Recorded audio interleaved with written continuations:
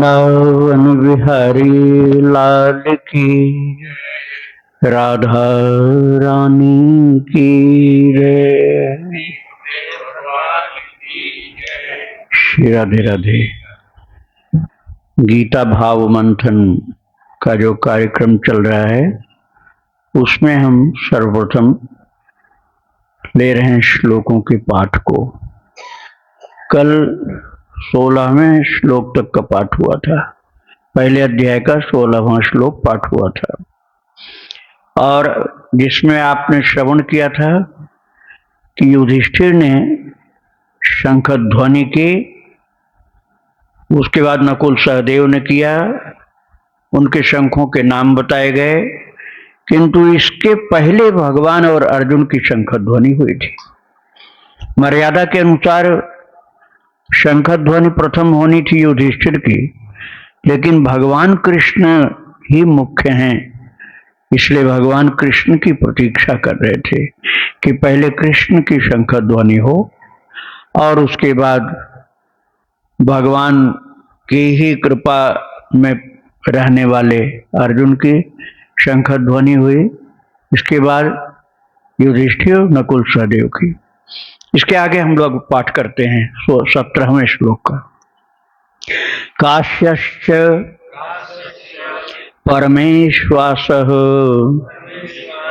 शिखंडी च महारथः धृष्टद्युम्नो विराटश्च सात्विकिश्च पराजितः। काश्यश्च परमेश्वासः शिखंडी च महारथ धृष्टद्युम्नो विराटश्च सात्विकिश्च पराजितः। द्रुपदो द्रौपदेयाश्च सर्वशः पृथ्वीपते सौभद्रश्च महाबाहुः शंखान् दध्मुः पृथक् पृथक्। द्रुपदो द्रौपदेयाश्च सर्वशः पृथ्वीपते सौभद्रश्च महाबाहुः शंखान् दध्मुः पृथक् पृथक्। उस समय युद्ध की एक मर्यादा होती थी कि बिना चेतावनी दिए कोई किसी के ऊपर प्रहार नहीं करेगा, और बिना घोषणा युद्ध की किए युद्ध का आरंभ नहीं होगा। और भगवान कृष्ण से भी पहले भीष्म पितामह ने घोषणा कर दी शंख ध्वनि करके कि हम युद्ध के लिए तैयार हैं, और इसके बाद भगवान कृष्ण का, और फिर पांडवों का शंख बजा, और फिर इसके बाद जो अन्य पांडवों के सहयोगी लोग थे उन लोगों की शंख ध्वनि हुई है, जिसमें काशी नरेश थे, शिखंडी महारथी थे, धृष्टद्युम्न जिनका जन्म ही हुआ था द्रोणाचार्य के वध के लिए, उनका शंख बजा, वो सेनापति थे। और विराट और सात्यकी, द्रुपद और द्रौपदी के 5 बच्चे बड़े हो गए थे, किशोर वय के थे, वो लोग 15 से 20 साल के बीच के थे, उन लोगों ने शंख बजाए हैं, और बहुत से राजा लोग। इसके बाद उसका प्रभाव क्या हुआ है अगले श्लोक में बताया जा रहा है। सघोषो धार्तराष्ट्राणाम हृदयानि व्यदारयत नभश्च पृथ्वीं चैव तुमुलो व्यनुनादयन्। सघोषो धार्तराष्ट्राणां हृदयानि व्यदारयत् नभश्च पृथ्वीं चैव तुमुलो व्यनुनादयन्। अब ये सबसे मुख्य शंख भगवान का पांचजन्य जो शंख है उसमें परम दिव्यता थी, क्यों ठाकुर जी के मुखारविंद का स्पर्श मिल रहा था। भगवान के मुखारविंद का स्पर्श जिसको मिलेगा वो तो परम दिव्य होगा ही होगा। कन्हैया की बांसुरी समझो, ऐसे ही दिव्य शंख ध्वनि थी भगवान की। फिर उनके कृपा पात्र जो लोग थे, ये अर्जुन तो शिष्य ही अपने को घोषित आगे चल के कर देते हैं, और पांडव लोग और जितने राजा प्रभु के अनुयायी थे, इन सबके शंखों की ध्वनि हुई है। साथ में पणवानक गोमुखा, बड़े बड़े बाजे नगारे भेरी ये सब बजे एक साथ। उसका परिणाम क्या हुआ? धार्तराष्ट्राणाम हृदयानि वेदारयत, धृतराष्ट्र के पुत्रों का हृदय फटने लगा। उनको लगा कि हम लोग तो युद्ध के पहले ही मर जाएंगे, इतनी भयंकर आवाज हुई। एक तो वो लोग अन्याय के पक्ष के थे, दूसरे उनके तमोगुण ज्यादा थे, पाप उनका ज्यादा था, और इधर सत्वगुण की प्रधानता थी और न्याय का पक्ष था, सत्य के आधार पर युद्ध था, इसलिए इनका बल स्वाभाविक रूप से अधिक था। तो इनकी ध्वनि का प्रभाव अनुयायियों के ऊपर बहुत भयंकर पड़ा और वो घबरा गए सब, इतना भयंकर आवाज हुई। इसके बाद क्या होता है?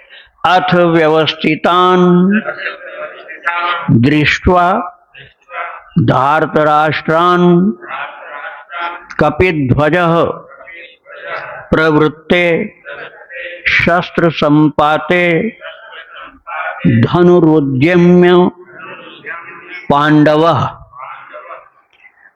अभी जहां हम पाठ कर रहे हैं ना, अभी अर्जुन को यहां मोह नहीं है, आगे चल के मोह होगा। अथ व्यवस्थितान दृष्ट्वा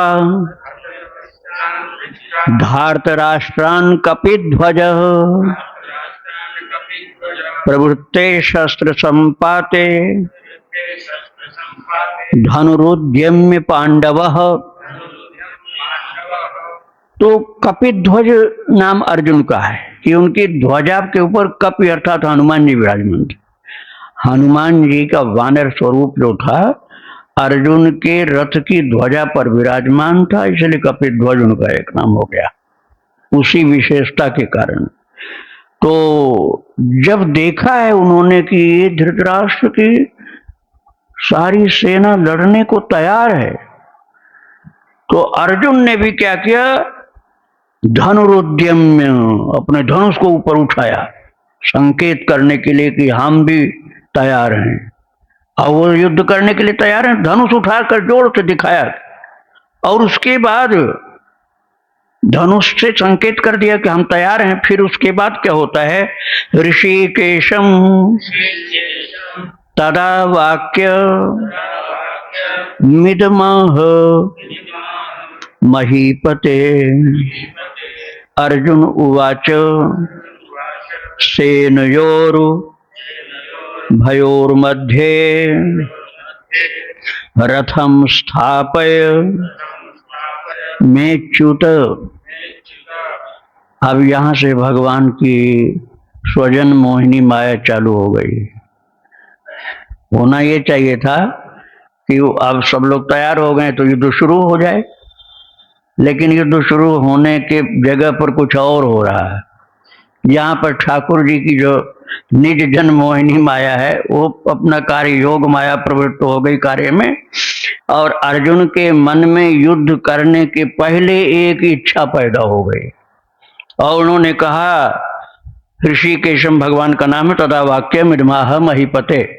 महीपति अर्थात धृतराष्ट्र से कह रहे हैं संजय कि हे महाराज, उस समय क्या हुआ कि युद्ध प्रारंभ होने के पहले सेनयोर भयो मध्य रथम स्थापय मेच्युत अर्जुन उवाच। अर्जुन ने कहा, प्रभु मैं तो अपने पक्ष में खड़ा हूं, लेकिन मैं चाहता हूं कि अभी अपने पक्ष से हटकर उनके पक्ष से भी बीच में, शत्रु पक्ष मित्र पक्ष दोनों के मध्य में, ठीक सेनयोर उभयोर मध्य, उभयो सेनयो मध्य रथम स्थापय, मेरे और धृतराष्ट्र के पक्ष के अर्थात दोनों सेनाओं के बीच में मेरे रथ को ले चल खड़ा कर दीजिए। दूसरा कोई होता तो कहता अब लड़ाई करना, बीच में चल के क्या करोगे, लेकिन वो तो ठाकुर जी की योजना थी। योजना तो भगवान की ही थी, उन्होंने ही तो बुलवाया था अंदर से प्रेरित करके। अर्जुन ने कहा दोनों सेनाओं के मध्य में मेरे रथ को ले चलिए। अब भगवान सारथी बने हुए हैं, सारथी तो रथी की आज्ञा मानेगा ही मानेगा, वो प्रश्न नहीं कर सकता है। अब वो अंदर से प्रेरणा तो प्रभु की थी, लेकिन ये बात छिपी हुई थी। अब उन्होंने जैसे संकेत किया प्रभु ने कि क्यों चाहते हो, पूछ तो नहीं सकते थे इशारा से कि वहां क्यों चलना चाहते हो, तो बोल रहे हैं यावदेतान निरीक्षे हम योद्धुकामा नवस्थितान कैर्मया सह योद्धव्य मस्मिन् रण समुद्र में। यावदेतान निरीक्षे हम योद्धुकामान अवस्थितान कैर्मया सह योद्धव्य मस्मिन् रण समुद्र में। अब अर्जुन के मन में एक जिज्ञासा हुई कि मुझे देखना है कि कौन कौन लोग हैं यहाँ जिनसे युद्ध करना है।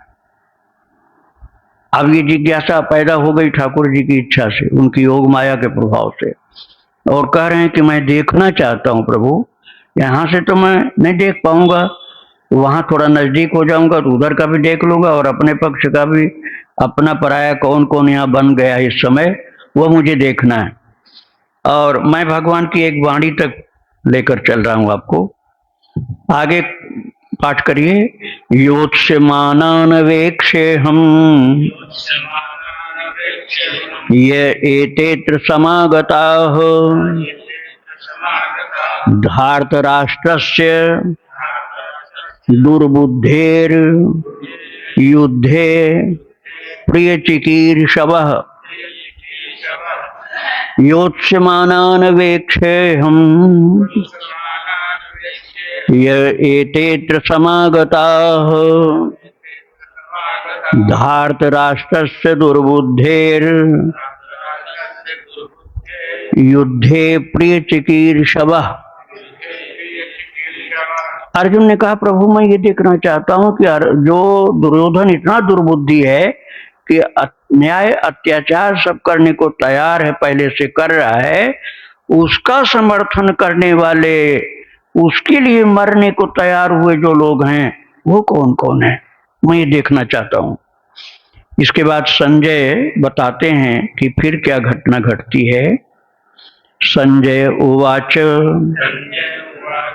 एवं मुक्तो ऋषिकेशो गुडाकेशेन भारत सेनयोर भयोर्मध्ये स्थापयित्वा रथोत्तमम् एवं मुक्तो ऋषिकेशो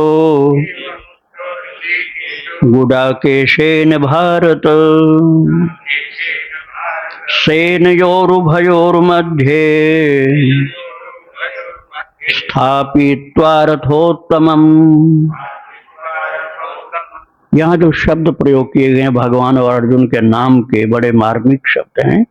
ऋषिकेश का मतलब सबकी इंद्रियों पर नियंत्रण करने वाले, ऋषिकस्य ईशा, और गुडाकेशन अर्थात गुडाका का ईश, गुडाका माने निद्रा, निद्रा को भी जिसने जीत लिया है वो अर्जुन है।